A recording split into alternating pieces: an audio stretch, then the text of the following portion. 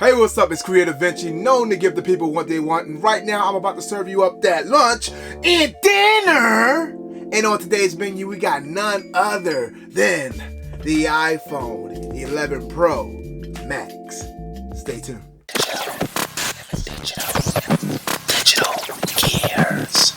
Alright, so if you did your pre-order for the iPhone 11, iPhone 11 Pro, and the iPhone 11 Pro Max, then you should have received your phone in the mail today. Now, I know you got millions and millions of reviews and unboxings of that phone today, but I figured this is Digital Gearz. We do it a little different. Let's throw our hat in the basket and open it up, shall we? Let's go. Alright, so before we open up the iPhone 11 Pro Max, let's do a side-by-side comparison with its predecessors. This is my phone right here.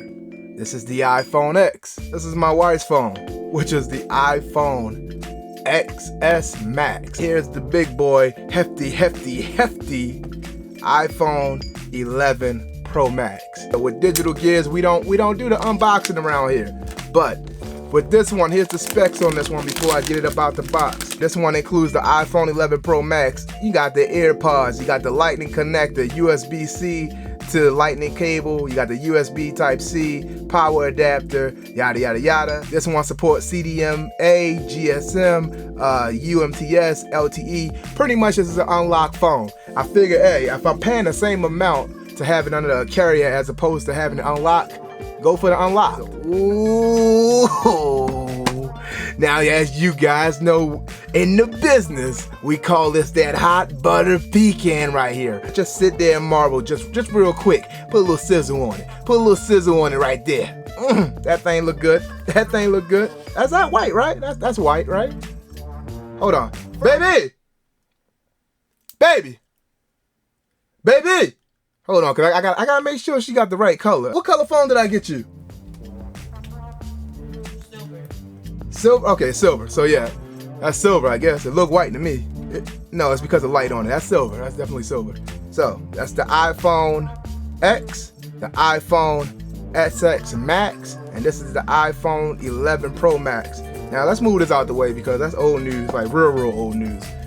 This is the predecessor, actually. This is the last one they came out with as opposed to what they have now. And dimension-wise, I want to say it's the same. Same build. Ooh, that silver do look nice though. I likes the silver. I like a silver a lot.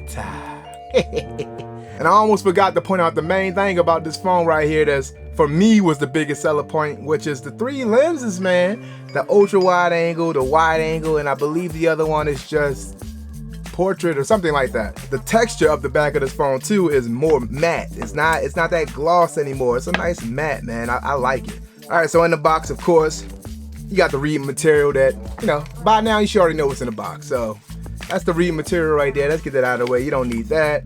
Inside the box, we got the USB Type-C charging block, AirPods with the USB Type-C connector, or the lightning connector, the USB Type-C to lightning connector.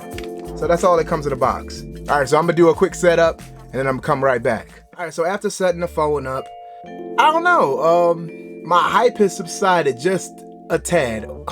Let's be honest, a lot. And this is why. After seeing my 10 and my wife's 10s Pro, there's not a lot of change in regard to the iOS, the GUI, a lot of the gestures. I don't know, I'm starting to realize what I've always realized, which is why I don't jump the gun and buy a new phone, but my wife does, is that we are going to change a couple of things. If you already have one of the variations, I want to say the 10s or the 10s Max, I wouldn't jump just right now to get this phone.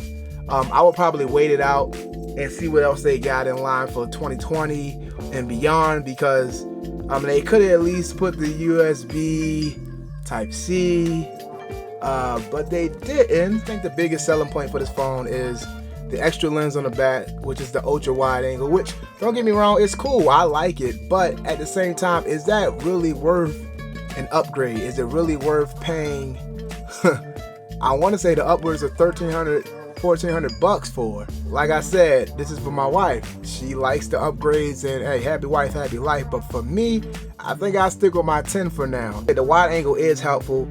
I do like to shoot a lot of videos on here, so to see that they have, of course, the normal, the view right here, then you can zoom ×2, but that 0.5 is actually a huge help, and you're trying to fit more in the camera, or you're trying to fit more in the frame, so that's cool, but that's it. I mean, also they got the cool gestures, like if you're shooting a video, you can quickly take your phone out, and now you can hold it and just lock it like you do on like Snapchat or something like that. I'm not saying that they dropped the ball this year, I'm just saying that it could have been a lot more done to this to be classified as a pro phone. But if you're happy with it, be happy with it. If you're jumping from the 8 or the 10 to this, hey, it's a no-brainer, do it. But if you have the 10S or the 10S Max, I would say pump your brakes and wait for the 2020 version of this. And I think you'd be happy with waiting it out. Alright, so that concludes my unboxing of the iPhone 11 Pro Max. Did you guys pick one up today? What are your first impressions? Is it better than the predecessors? And do you think iPhone has reached a ceiling, or do they still have room to go? Be sure to follow me on social media, where pretty soon I'm going to be doing giveaways and prizes, so you don't want to miss out on that. Also, make sure you subscribe, comment down below, as well as leave a thumbs up or a thumbs down. Doesn't matter, just make sure you put some input on this channel. You guys stay easy, switch gears. Digital Gearz.